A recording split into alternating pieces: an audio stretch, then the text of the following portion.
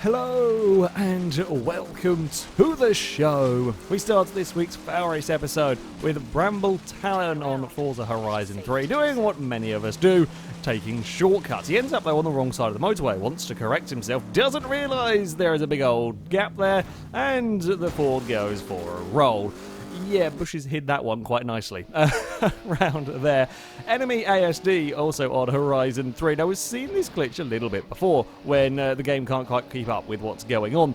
However, when this many cars stack up, things do not tend to end particularly well when the game realises or decides to release them, and sure enough, we've got a Sky Camaro for good luck. Peugeot comes out best from all of that shenanigans.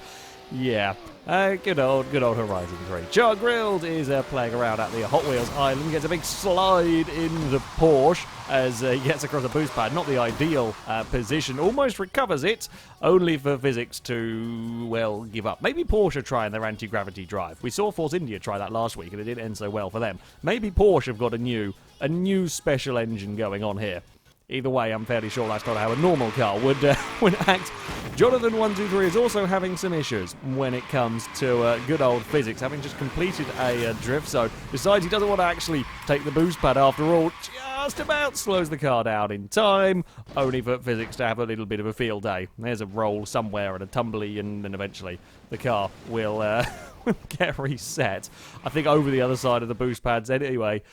Bumpy D has also got a Porsche as we are, well, flying up towards a small crash. Now, this has caught many a car out with the launching across there. Turns out that the, I guess, sort of awning bits, I don't quite know what they're for. Either way, it turns out they are really rather good for getting cars to complete rolls. Gets away with a very, very good landing and can carry on his merry way.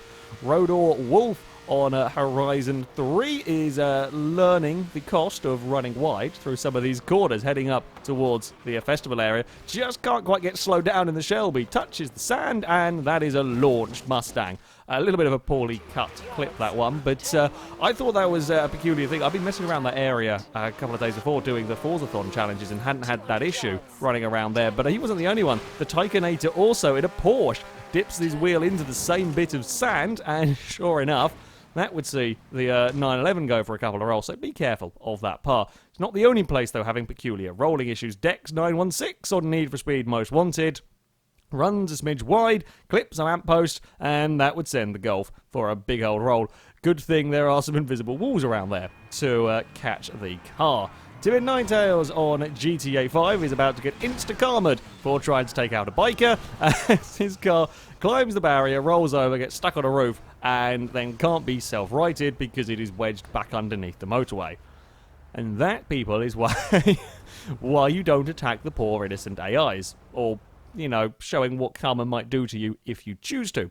Warrior Oni is racing a garbage truck against sports cars for whatever reason. Was sat in fourth. The Coquette, not too pleased with this, and decides to deal with the garbage truck once and for all, because, you know, a normal overtake wouldn't be easy enough as it was, but getting the car launched off some of the track scenery, gets underneath it, and, well, that's many, many troubles for a garbage truck. LM145, this was during the last scavenger checkpoint hunty race thing. Having just got to one area, is now needing to find a new car. Spots a vehicle that he initially fancies going for, then sees that there's a Coquette. Either way, he's parked, so gets out, runs across towards the Coquette that has decided that, nope, he's not having that one. We've seen some interesting anti-theft devices the last couple of weeks. I think the teleporting into water a little bit more effective, but that one there is still pretty damn good.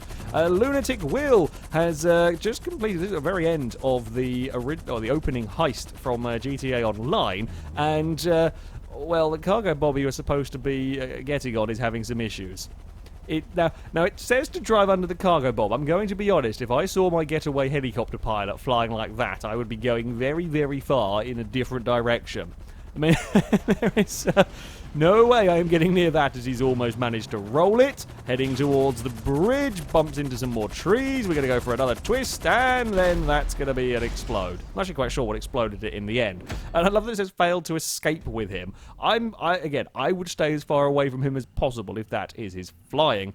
Franstuff 6 on My Summer Car very nearly gets taken out by the yellow race car, but the bus is up to some interesting shenanigans. The sort of shenanigans that you probably don't want to really go over and investigate too much. It might be haunted.